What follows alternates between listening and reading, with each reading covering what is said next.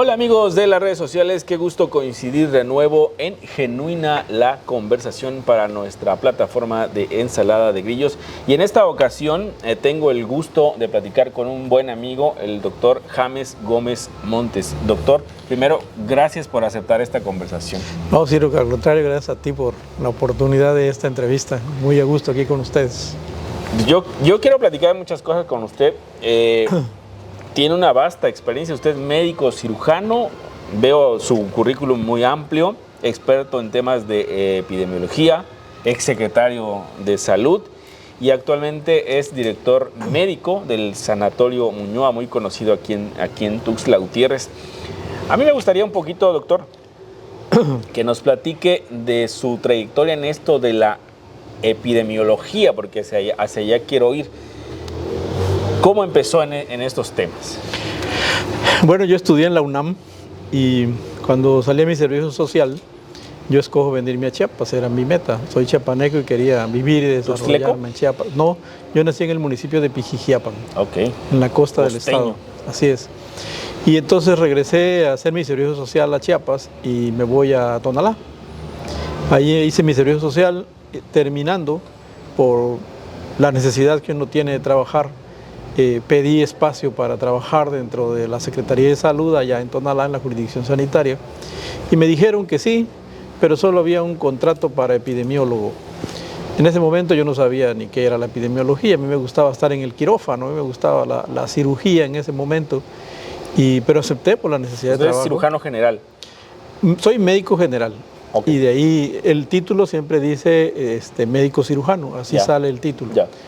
Y entonces, bueno, salí y empecé a trabajar como epidemiólogo, empecé a documentar, empecé a estudiar. Tuve la suerte que en ese año hubo muchos cursos sobre epidemiología, el control del sarampión, que en ese tiempo había muchos casos de sarampión y algunas otras enfermedades, y entonces tomé muchos cursos. Y hasta que finalmente pues ya me nació la inquietud por la epidemiología, por la salud pública, ya olvidé el quirófano y me enfoqué a esto porque me gustó. Y resulta que un buen día hay una oportunidad de irme a estudiar salud pública a Veracruz. Y el secretario de salud en ese momento era una gente muy conocida mía y hasta ahorita mi gran amigo, el doctor Óscar Alfaro Macías. Y el doctor Óscar me dio la oportunidad de irme a hacer la especialidad en salud pública con enfoque en epidemiología a Jalapa, Veracruz. Escogí Jalapa porque había dos oportunidades. Una era irse a Cuernavaca, al Instituto Nacional de Salud Pública, y el otro era Jalapa, Veracruz. ¿Por qué escogí Veracruz?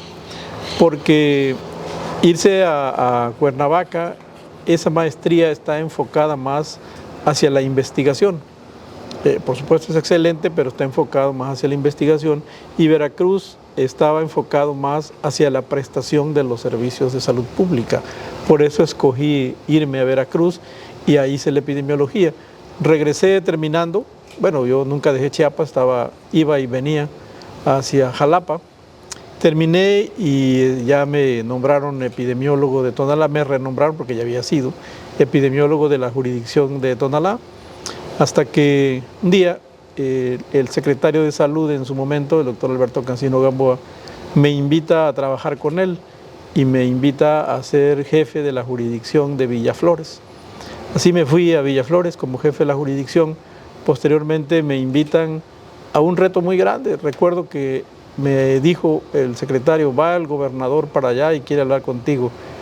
Me espanta porque yo nunca había hablado con un gobernador, ni sabía de qué se trataba el asunto. Llega el gobernador, que era el licenciado Ruiz Ferro, y platica conmigo después de ciertas cuestiones y me dice, necesito que me ayude en un lugar muy difícil, doctor. Esta jurisdicción, está usted haciendo un buen trabajo, ya le quedó chiquita, ayúdeme en un lugar difícil. No le puedes decir que no a un gobernador, y más te da una satisfacción enorme, donde te dicen en un lugar difícil, esto le queda chiquito, pues obviamente sí, me voy. Y me mandó a Ocosingo. Wow.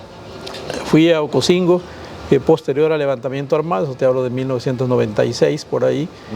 Yo llego a Ocosingo y todavía el ejército está en el Parque Central de Ocosingo, y yo dije, esto solo lo he visto en las películas, pero me quería trabajar ahí, hice un buen trabajo, y yo creo que quizás donde agarré la mayor experiencia en la salud pública, en epidemiología, en esa jurisdicción, Yo veía ahí 4 municipios, el propio Ocosingo. Que es enorme. Enorme. Altamirano, muy socialmente muy difícil. Complicado, sí. Chilón y Citalá eran los 4 municipios que componían esta jurisdicción a la que yo me fui a trabajar. Te digo que aprendí mucho ahí porque en esos tiempos, y yo creo que no ha cambiado mucho, en esos tiempos veías ahí la verdadera pobreza extrema. Claro. Y veías la verdadera necesidad de la gente ser atendida. Hazte cuenta que tienen 10 pesos y dicen, con estos 10 pesos o compro mi tortilla o voy al médico. Entonces obviamente mejor la tortilla y la parte de salud se queda abandonada, ¿no? Tuvimos, recuerdo, un brote de cólera en ese tiempo en el municipio de Citalá, bien difícil de resolver, bien difícil de atender. Doc, perdón, ahorita que dice eso, ¿cuál es la labor de un epidemiólogo? Me he documentado un poquito y dice precisamente detectar brotes de ciertas... Así es. O sea, un epidemiólogo puede, digamos, dedicar su labor a detectar cualquier brote de cualquier enfermedad. ¿Esa es la tarea? No solo es la tarea. No solo es detectar, sí, por supuesto es eso. Eso que tú dices, con otras palabras, la llamamos nosotros vigilancia epidemiológica. Okay. O sea, la vigilancia epidemiológica, en resumen, es tener información para la acción. O sea, yo detecto un problema y tengo que investigar. Alguien, un agente de un pueblo, un periodista me dice, se está muriendo gente en tal lugar y parece ser que es poliomielitis. En lugar de que tú digas, mentiroso, no es cierto, no existe, mejor voy y veo. Sí. Investigo. O varios casos de diarrea muy seguidos. Exacto. Okay. Entonces mejor vas, investigas. Y eso, la diferencia entre la medicina clínica y la salud pública o la epidemiología es que el clínico atiende a una persona y nosotros nos dedicamos a atender a las poblaciones enteras. Hacemos más prevención que tratamientos. Yo le digo a los médicos clínicos, ustedes se dedican a curar, a ver la enfermedad y nosotros la salud. ¿Por qué les digo así? Yo nunca he visto un cirujano que opere a un paciente sano para ver qué tiene. De eso no existe. Siempre que llegue enfermo, hay que operarlo. En cambio nosotros no. A nosotros nos reportan del hospital un caso de dengue. Y entonces, bueno, está el enfermo de dengue, es importante atenderlo, lo va a atender el internista, lo va a atender el pediatra según la edad, pero a mí me interesa que me digan, ese enfermo de dengue, ¿en dónde vive? ¿De dónde viene? ¿A dónde fue en los últimos días? ¿Para qué me interesa eso? Para ir de donde él viene a ver si no hay otros casos. Y si no los hay, para prevenir que no haya otros casos.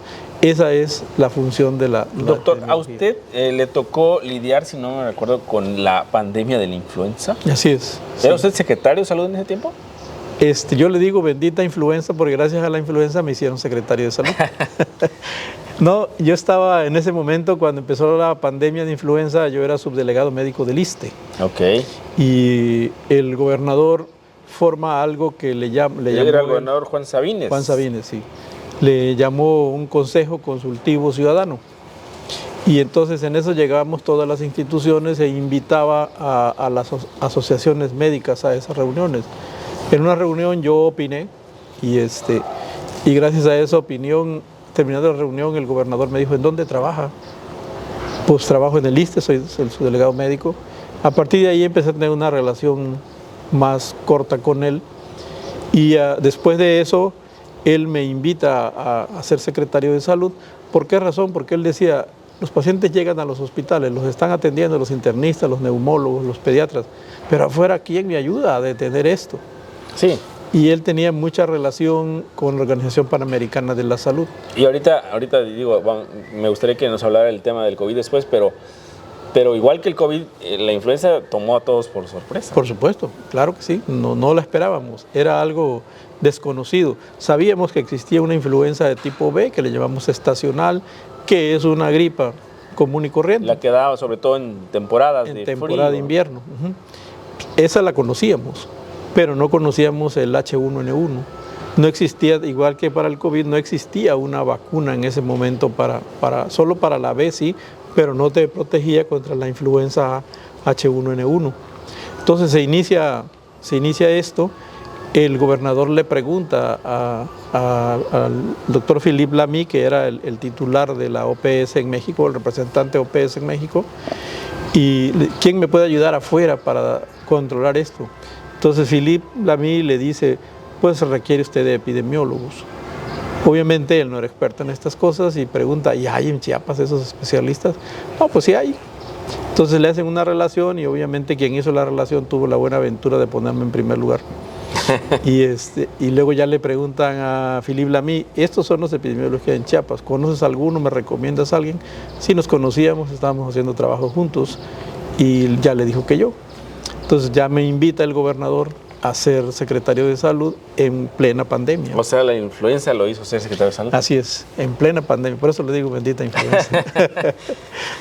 Doctor, y ahorita que ya tocamos el tema, háblenos del tema del COVID, porque si bien ya no era usted secretario de salud, le tocó enfrentarlo desde el punto de vista particular y es un tema que todavía resuena en claro. El eco de la población. Sí, bueno, el COVID se considera una enfermedad emergente y se les llama así porque son enfermedades que no conocemos. De repente surgen y no sabemos mucho qué hacer. Por eso yo siempre he dicho que el sistema de salud debe ser más preventivo y anticipatorio. Claro. ¿Por qué le llamo anticipatorio? ¿Por qué se llama COVID-19? Porque empieza a circular este virus en Wuhan, en China, en diciembre de 2019. En ese año notifica China a la Organización Mundial de la Salud que está teniendo unos casos de neumonía raras. ¿Estamos ya a cuántos años, doctor? Del 19 para acá. ¿4? 4 años. ¿4 años? Estamos por cumplir 4 años de que sí, del primer caso. Diciembre, sí. Y entonces, si yo sé que ya hay allá, entonces yo debo empezar a hacer mis medidas preventivas aquí. Pero dijimos, pues hasta en China, es difícil que llegue tan rápido. No fue difícil. En febrero del siguiente año ya teníamos casos en México. Y en Chiapas, obviamente, en todo el país. Uno piensa cuando ve una enfermedad que pasa en las noticias, uno que está metido en las noticias, y la ves, en este caso la veíamos tan lejana, y dices, no va a llegar aquí. En el Medio Oriente, está en China. Pero ahora el mundo está como muy interconectado, claro, ¿no? Exactamente, y entonces por eso hay que ser anticipatorios. Si yo veo en las noticias que ya hay casos en China y la Organización Mundial de la Salud generalmente manda avisos. Hay un documento que se llama Reglamento Sanitario Internacional donde van apareciendo las enfermedades que se están presentando. A la misma Organización Mundial de la Salud le costó mucho decir ya es una pandemia. ¿Por qué se llama pandemia? Porque afecta a varios países de manera simultánea. A eso se le llama pandemia. Entonces aparece en China, después empieza a aparecer en algunos países de Europa y la OMS decía, no, pero solamente son 2 países, todavía no. Hasta que finalmente por ahí de marzo, abril del 2020 ya la declaran pandemia, pero ya todo el mundo en ese momento teníamos, ¿no? Difícil manejar el manejo, la vía aérea, o sea, la respiración, la nariz, la boca. Es difícil controlar la transmisión. O sea, ¿por qué? Porque tú puedes estornudar sin saber que ya tienes el virus y puedes contagiar a personas. Ahora, este virus comúnmente, y es una broma, yo le digo que era un virus gordo, o sea, un virus pesado por el contenido de proteínas y de lípidos que el virus tiene. No avanzaba tanto con exacto. Un estornudo. Cuando tú estornudas, se dice que esas gotitas de saliva pueden llegar hasta 7 metros. Este virus, como es un virus pesado, se cae antes. Por eso te decían, la sana distancia es a 1,5 metros. No va a pasar más allá por el peso que el virus tiene. Eso ya ayudaba. Y se viene al suelo, ayudaba un poco, ¿no? Entonces, ¿pero qué pasa con el COVID? Que no tenemos ni un medicamento específico, como sí lo tuvimos en su momento para la influenza. Surgió el oseltamivir, el Tamiflu, que fue un antiviral específico para el virus de la influenza. Aquí no tenemos, hasta ahorita, ningún antiviral. Sí existen algunos de manera experimental y todo, pero no en el sistema público. O sea, si tú quieres comprar un antiviral de esos, te cuesta 7,000 8,000 pesos. ¿Qué diferencia hay, Doc, entre una vacuna como las que se han aplicado para el COVID y un antiviral? Ok. La vacuna es de manera preventiva. Okay. Y el medicamento antiviral cuando es curativo. Ya tiene la enfermedad. Exacto, es curativo. No hay todavía uno contra el COVID. No hay uno específico. Existen algunos que están en experimentación, algunos que ya los han aplicado, pero te digo, en el sistema público no están disponibles. Uno de esos antivirales te cuesta alrededor ahorita entre 15 y 20 mil pesos. Entonces, no, en el sistema público no está de manera masiva todavía. Y a la gente que nos va a ver, hay que decirle que el COVID sigue. Sigue, claro. Esto se hizo de manera endémica. ¿Qué es un padecimiento endémico? Son las enfermedades que habitualmente tenemos. Cuando hablamos de una epidemia es que está un número habitual basal y tenemos más casos. O sea, eso llamamos una epidemia. Cuando hay en otros países simultáneamente ya llamamos pandemia. Entonces ahorita tenemos COVID, pero lo tenemos ya se hizo endémico. ¿Por qué ya no está tan fuerte las noticias del COVID? Porque la mayoría ya tenemos inmunidad. O ya te vacunaste o ya te dio COVID. Entonces eso te genera una inmunidad. Esa inmunidad te permite defenderte del ataque de un virus silvestre. Entonces por eso es que ahorita ya no tenemos casos tan graves. Independientemente de que también las cepas que se han ido... Este virus, otra característica que tiene es que mutó muy rápido. Empezamos a trabajar con una cepa y en poco tiempo ya teníamos otra y teníamos otra y teníamos otra. ¿Por qué suceden estas cosas? Doctor, del virus original, de lo que usted sabe, del virus original que era el COVID, ¿ya no es el mismo? No, ya no. Ya no. La cepa que circula, que ha circulado últimamente, es la Omicron. Y de hecho, de la Omicron ya hay, llamémosle así, variedades, subvariedades de la Omicron. Por ejemplo, la que ahora circula, aparte que tiene esa inmunidad, ese virus ya se reproduce más a nivel de la garganta. Entonces ya no tanto hacia la circulación pulmonar. Entonces, ¿qué pasa con eso? Tú te enfermas y lo que sientes es que se te inflama mucho la garganta, estás ronco por la inflamación que tienes de la garganta. Entonces empiezas a tomar algunos medicamentos, logras bajar esa inflamación y ya el virus no llega hasta el pulmón. Independientemente, insisto, de la inmunidad que ya tienes, ¿no? Doctor, el mundo como sociedad grande, México, Chiapas, ¿tenemos que estar preparados porque vendrán otras pandemias? Sí, por supuesto. Existe una gran cantidad de virus, miles de virus que circulan, por ejemplo, entre los animales, pero que no son todavía transmitidos al ser humano. Entonces puede haber virus que se transmite de un animal a otro. Tú lo ves con los pollos, alguna vez a lo mejor te has enterado. Alguien que tiene gallinas y te dice, tuve una mortandad de gallinas. Sí. ¿Por qué? Porque se infectó una gallina y se la transmitió a las otras y se murieron todos. Esos virus tal vez todavía no son susceptibles de dar enfermedad en el ser humano. Pero eso, por eso te decía de las cepas del COVID, van mutando. Finalmente son seres vivos que se van adaptando a las circunstancias, al medio ambiente. Siempre les pongo de ejemplo, nosotros vivimos en Tuzla y tenemos temperaturas hasta 40 grados y de repente un buen día te dicen te vas a ir a vivir a Alaska. Empiezas a sufrir por el frío que tienes allá. En 2 meses estás adaptado al frío. Claro. En 2 meses dice ya no quiero regresar a Tuzla porque me voy a morir de calor. Así pasa el virus, se va adaptando a las condiciones ambientales y esas son las famosas mutaciones que vamos teniendo. Entonces, al ocurrir estas mutaciones, esos virus que circulan entre animales, puede ser que empiecen esas mutaciones y ya se infecte quien tiene contacto con esos animales, pero que todavía no haya transmisión de humano a humano, solamente de animal a humano, y ese se pueda enfermar. Al cabo del tiempo, que este virus se siga adaptando, va a haber una transmisión de humano a humano y entonces vamos a tener otras pandemias. Entonces no estamos exentos de tener nuevas pandemias. No es para espantar a la gente, pero podría ser que a muchos todavía nos toque ver más de una pandemia. Sí. Igual, esos son los virus, pero también pasa con las bacterias. ¿Qué pasa con las bacterias? Algo que la OMS ahorita está poniendo como foco rojo es que estamos viendo mucha resistencia de las bacterias a los antibióticos. Esa era mi última pregunta que había notado. Acabo de leer que hay mucha resistencia de bacterias y de virus a ciertos medicamentos por la automedicación. Exacto. Y porque no terminas un tratamiento y porque también nosotros los médicos tenemos algo de culpa o mucha culpa. Resulta que hace algunos años te enfermabas de la garganta cuando nosotros estudiamos medicina nos decían, la bacteria más frecuente que tienes en la garganta, es un trabalenguas, pero es nada más como referencia, se llama estreptococo beta hemolítico del grupo A. ¿Y con qué se muere esa bacteria? Con penicilina. Entonces te inyectaban pemprocilina y se acabó. Teníamos hasta un tratamiento de erradicación y le dábamos penicilina. Hoy en día la penicilina no le hace absolutamente nada al estreptococo. ¿Por qué? Y por la resistencia.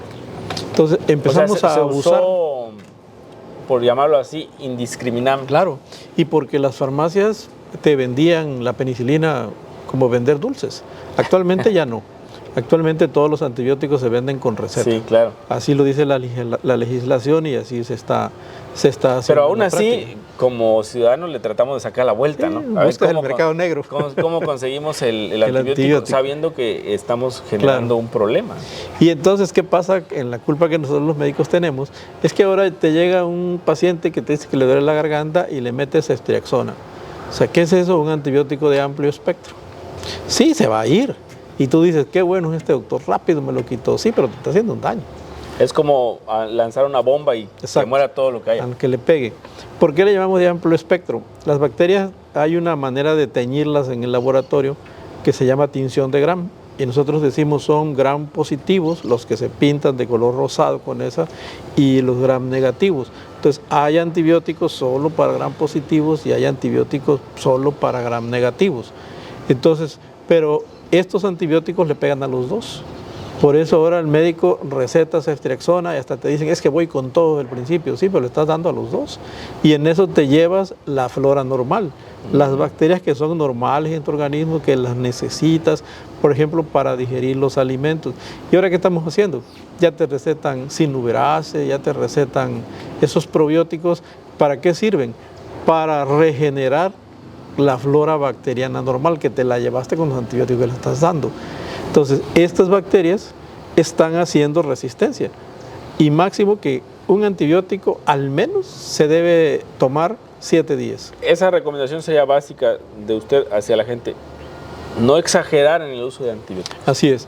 El uso indiscriminado de antibióticos genera resistencia. No agarrar, por ejemplo, tengo un antibiótico ahí que me regaló alguien o me quedó y tengo algo y me lo tomo. Sí, no sabes ni para qué es. Ahorita pasa, estamos ya en las épocas de frío.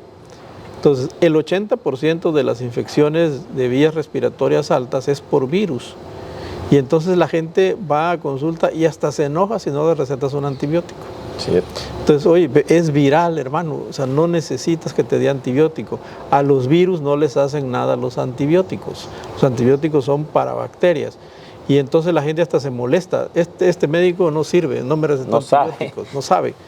Entonces, y no es así. Sin embargo, a veces por generar... ¿Qué hay que hacer con el virus? Dejar que tenga un periodo. Sí. O sea, ¿qué te debo dar? Un tratamiento sintomático. Me duele la cabeza, tengo fiebre, debes tomar paracetamol. Tengo un escurrimiento nasal, un antihistamínico. Quitarte las molestias o disminuirte las molestias. El virus de 5 a 7 días se va a autolimitar. Tu organismo lo va a limitar con su mecanismo de defensa que tiene, el sistema inmunológico. Doctor, está muy buena la plática, me gustaría extenderme, pero me gustaría ir concluyendo. Claro. Háganos algunas recomendaciones para la gente común y corriente ahorita en la temporada de frío en la que estamos. Claro. Aquí no es tan marcada, pero de todas maneras. Sí, por supuesto, aquí en Tuxtla, pero en Chiapas, sí. Acuérdate que en Chiapas tenemos regiones muy frías, la sierra, por ejemplo, ahí por Motocintla, Bellavista y la zona de los Altos, que son zonas muy frías. Entonces ahorita las recomendaciones son las mismas que ya teníamos con COVID. O sea, hay que, si estás enfermo, ponerte cubrebocas. Tú que estás enfermo, para que no transmitas el padecimiento. Otra recomendación es tomar muchos líquidos y sobre todo aquellos que contengan cítricos, o sea, naranja, limón, pero antes, toronja, sí, antes. Porque la gente quiere tomar cuando ya está enfermo, no es curativo, un litro de no es curativo, es preventivo. Sí sirve, sí ayuda. ¿Por qué la vitamina C que contienen los cítricos? Porque estimula al sistema inmunológico a funcionar de mejor forma. Lavarte las manos. Ya no es solo lavarte las manos antes de comer y después de ir al baño, como decíamos antes. Ahora es lavarte las manos frecuentemente. O sea, nosotros estamos agarrando un papel. Ese papel tiene bacterias. Sí. Y entonces tú te paras y vas a comer, ya te llevas. Yo me quedé con el hábito de usar gel también. El gel, por supuesto. No es malo. No, al contrario. Eso nos debe quedar como una cultura. Entonces, esa es la prevención que tenemos que hacer. Ahora existen ya muchas vacunas. Por ejemplo, la vacuna actual de la influenza, esa ya es, ahorita la llamamos tetravalente. Ya te protege contra 2 cepas de influenza B y te protege contra 2 cepas de influenza A, contra el H1N1 y contra el H3N2, que circuló ahí más o menos como por 2013, circuló H3N2. Entonces la vacuna te está protegiendo contra 4 tipos de influenza. Tenemos la vacuna del COVID, tenemos la vacuna contra el neumococo. O sea, son infecciones respiratorias que se pueden prevenir mediante la aplicación de una vacuna y la tenemos gratuita, ¿no? Muy bien, muchísimas gracias, doctor. Platicamos con el doctor James Gómez Montes. Le agradezco mucho esta conversación, Ciro, doctor. No, gracias a ti. Y esperemos que no sea la última. Claro que sí, cuando me inviten, con mucho gusto aquí estamos. Cuando hay algo de qué platicar del tema salud, lo vamos a buscar. Con mucho gusto. Gracias. Para servirles. Ciro, muchas gracias a ti. Auditorio, muy buenos días.